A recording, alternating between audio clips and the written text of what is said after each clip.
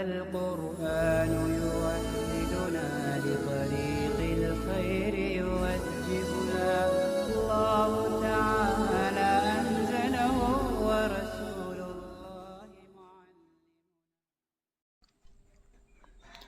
بسم اللہ الرحمن الرحیم ما يتعلق بالحقیقت والمجاز، حقیقت اور مجاز سے متعلق کچھ باتیں۔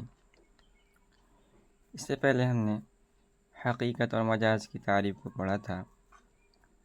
یہاں سے صاحب کتاب حقیقت اور مجاز سے متعلق کچھ احکامات کو بیان کر رہے ہیں۔ تو سب سے پہلا حکم یہ ہے کہ ما دام امکن العمل بالمعنی الحقیقی سقط المعنی المجازی، جب تک معنی حقیقی پر عمل کرنا ممکن ہو، معنی مجازی پر عمل کرنا ساقط ہو جاتا ہے۔ تو جب تک کسی بھی لفظ کے حقیقی معنی مراد لیے جا سکتے ہوں تو حقیقی معنی ہی مراد لیے جائیں گے، مجازی معنی کی طرف رجوع نہیں کیا جائے گا۔ کیوں؟ لأنہ مستعار، اس لیے کہ معنی مجازی مستعار ہوتا ہے، مانگا ہوا ہوتا ہے، حقیقی معنی نہیں ہوتا ہے۔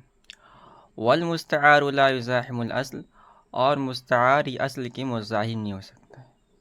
یعنی ایک طرف معنی حقیقی ہے اور ایک طرف معنی مستعار، تو معنی حقیقی معنی مستعار یہ معنی حقیقی کے ٹکر میں نہیں ہو سکتا، اس لیے معنی حقیقی پر عمل کیا جائے گا۔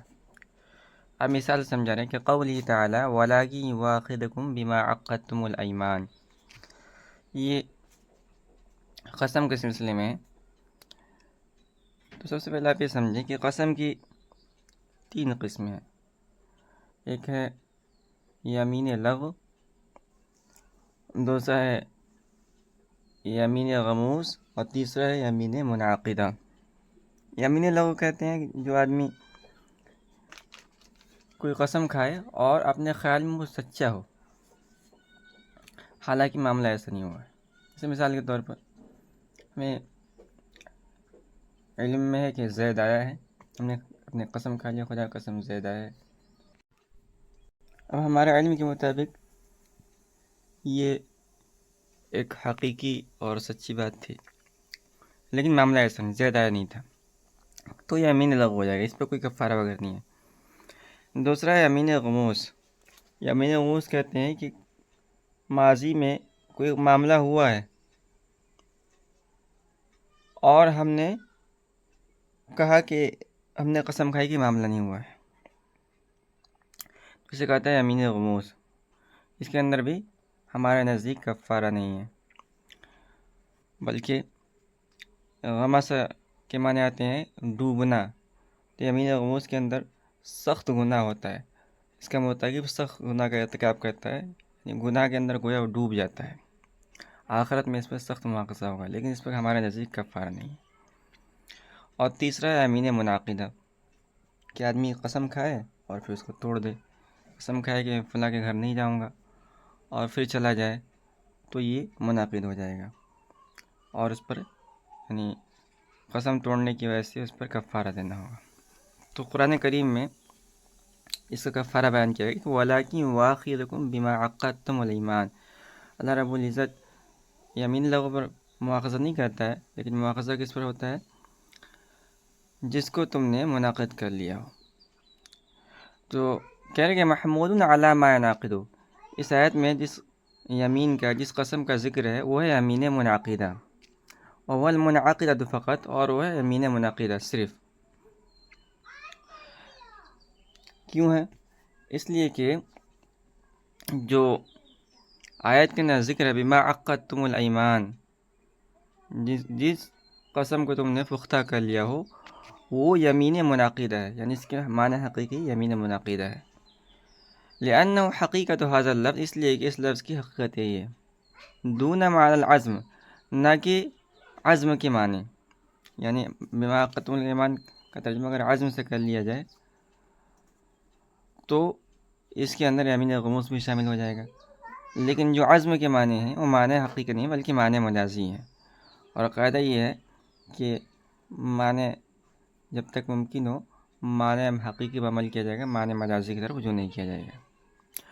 دون معنی عزم، نہ کہ اس کے معنی عزم کے نہیں ہیں، حتی یشمل الغموس والمنعقد جمیعا، یہاں تک کہ یمین غموس اور منعقدہ دونوں کو شامل ہوں، لأنہ مجاز، اس لیے کہ عزم یہ اس کے معنی مجازی ہے، والمجاز لا یزاحم الحقیقت، اور مجاز حقیقت کے مزاحم نہیں ہو سکتا۔ انواع الحقیقت، حقیقت کی اقسام۔ تو یہ یہاں سے حقیقت کے متعلق دوسری بات ذکر کرنا ہے،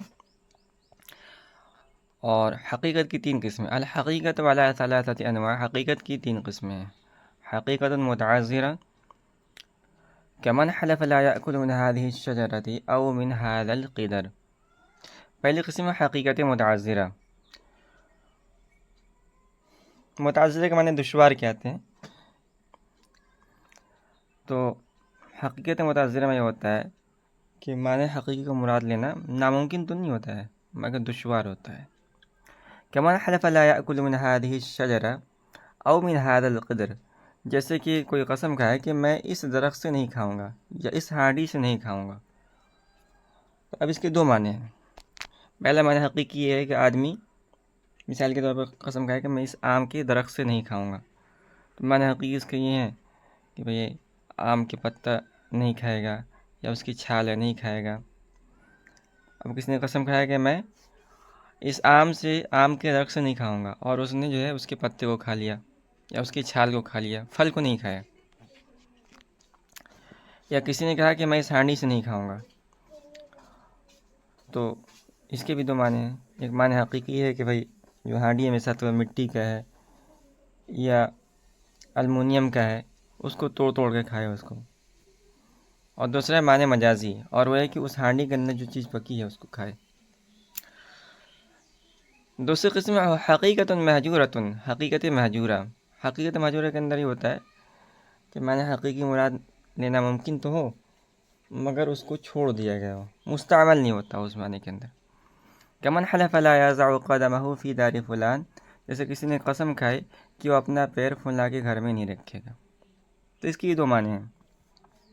معنی حقیقی جو مہجور ہے وہ یہ ہے کہ آدمی جائے اور اس کے گھر کے باہر بیٹھ جائے اور اپنے صرف دونوں پیر اس کے گھر کے چوکھٹ کے اندر کر دے، تو معنی حقیقی ہے۔ اور معنی مجازی یہ ہے کہ اس کے گھر کے اندر چلا جائے، چھت پہ چلا جائے، گھر کے کمروں کے اندر چلا جائے۔ تیسری قسم حقیقت مستعملۃ، حقیقت مستعملہ، وامثلتہ کثیرۃ، کہہ رہے کہ حقیقت مستعملہ کی مثالیں کثیر ہے، اس لیے کہ اسی کا زیادہ چلن ہے۔ احکامها، کہہ رہے فی القسمین الاولین یصار الی المجاز بالاتفاق، پہلی دونوں قسموں کے اندر حقیقت متعذرہ اور حقیقت مہجورہ، ان دونوں قسموں کے اندر بالاتفاق معنی مجازی کی طرف رجوع کیا جائے گا۔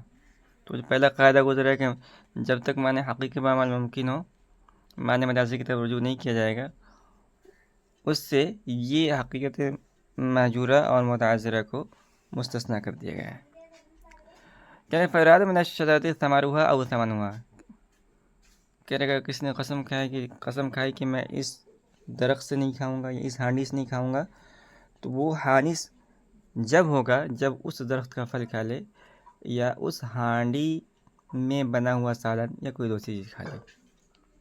اگر کسی نے جو ہے اس درخت کی چھال کو کھایا، پتے کو کھایا یا اس ہانڈی کو پھوڑ کے کھا لیا تو وہ ہانس نہیں ہوگا۔ فیراد من الشجرۃ ثمرها او ثمنها، لہذا درخت سے مراد اس کا پھل یا اس کی قیمت ہوگی۔ ومن القدر ما يحل فيه، اور ہانڈی سے مراد وہ چیز ہوگی جو اس کے اندر ہے۔ ومن وضع القدم مطلق الدخول، اور قدم رکھنے سے مراد مطلقاً دخول ہوگا۔ یہ حقیقت مہجورہ کی مثال ہے۔ حقیقت مہجورہ میں اگر کسی نے قسم کھائی کہ فلاں آدمی کے گھر میں پیر بھی نہیں رکھے گا، تو اس سے مراد ہوں گے مطلقاً داخل ہونا۔ وفی القسم الآخر ان لم یکن لها مجاز متعارف فالحقیقت بلا خلاف، کہہ رہے اور تیسری قسم کے اندر یا آخری قسم کے اندر اگر اس حقیقت کوئی مجاز متعارف نہ ہو تو حقیقت یہ بالاتفاق اولا ہے۔ تو اگر مجاز متعارف ہے تو اس کی طرف رجوع کیا جائے گا، ورنہ بالاتفاق حقیقت معنی حقیقی کو مراد لیا جائے گا۔ مجاز متعارف سے مراد وہ معنی ہے کہ جو معنی حقیقت سے زیادہ مستعمل ہو، یا لفظ سے جو معنی زیادہ سمجھ میں آتے ہیں وہ معنی مراد ہے۔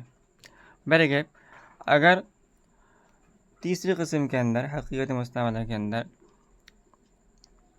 اگر لفظ کا کوئی مجاز متعارف ہے تو مجاز متعارف پر عمل کیا جائے گا، ورنہ معنی حقیقی ہی مراد لیے جائیں گے۔ وَلَوْ كَانَ لَهَا مَجَازٌ مُتَعَارَفٌ، اور اگر لفظ کے کوئی معنی مجازی ہو جو متعارف ہو، مجازی متعارف ہو، فالحقیقت اولا عند ابی حنیفہ رحمہ اللہ تعالی، تو بھی حضرت امام ابو حنیفہ رحمۃ اللہ علیہ کے نزدیک معنی حقیقی مراد لینا یہ زیادہ اولا ہے۔ والعمل بعموم المجاز اولا عند ابی یوسف و محمد رحمہ اللہ، اور عمومی مجاز پر عمل کرنا یہ زیادہ بہتر ہے حضرت امام ابو یوسف اور امام محمد رحمۃ اللہ علیہ کے نزدیک۔ عمومی مجاز سے مراد کیا ہے؟ عمومی مجاز کا مطلب یہ ہے کہ اس مروج مجازی معنی کے علاوہ کوئی اور ایسے مجازی معنی مراد لیے جائیں جس میں حقیقی معنی بھی داخل ہو جائے اور وہ مروج مجازی معنی بھی داخل ہو جائے۔ مثال سمجھتے ہیں، جیسے ایک آدمی نے قسم کھائی کہ میں گیہوں نہیں کھاؤں گا، تو خود گیہوں کھانے کے معنی بھی متروک نہیں ہے، بھون کر گیہوں کھایا جاتا ہے، مگر یہ یعنی آٹے کے معنی میں زیادہ استعمال ہوتا ہے۔ تو حضرت امام ابو حنیفہ رحمۃ اللہ کے نزدیک گیہوں کو اس کی اصل صورت میں کھانا مراد ہوگا، لہذا اگر کسی نے آٹا یا روٹی کھا لی تو اس سے امام ابو حنیفہ رحمۃ اللہ کے نزدیک قسم نہیں ٹوٹے گی۔ اور حضرات صاحبین کے نزدیک عمومی مجاز یعنی ما حصل من الحنطہ مراد ہوگا، لہذا اگر کوئی گیہوں کھائے تو بھی حانث ہو جائے گا، آٹا یا روٹی کھائے تو بھی حانث ہو جائے گا،